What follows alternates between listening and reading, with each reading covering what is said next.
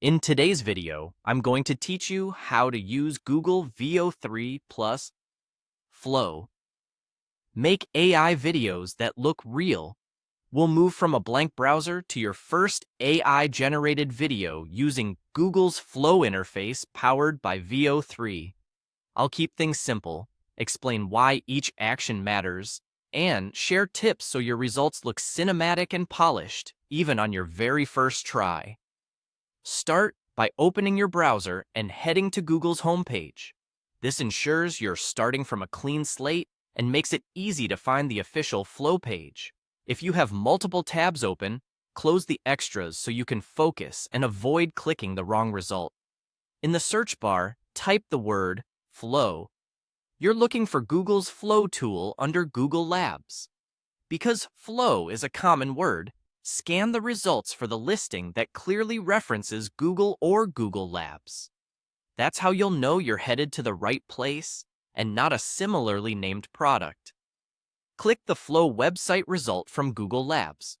This is the creative workspace where Veo3 runs behind the scenes to generate videos from text.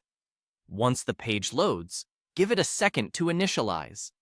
If the interface asks for basic permissions or to continue in your browser, just proceed so the tool can open properly.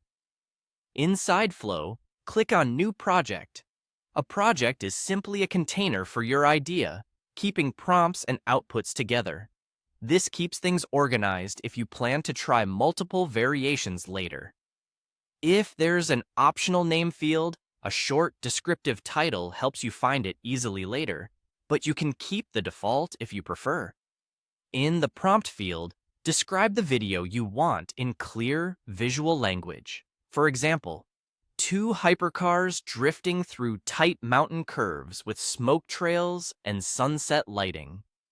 Notice how this specifies subjects, action, setting, and lighting. Strong prompts mention what the camera should show and the mood you want. You can also include style cues like cinematic, realistic, or smooth dynamic camera movement.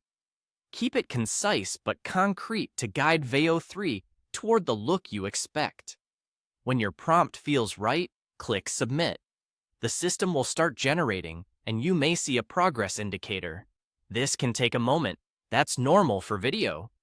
Avoid switching tabs during the first seconds so your session stays active. If the result isn't perfect on the first try, tweak a detail like changing lighting, pace, or camera movement, and submit again to refine the look. And that's it.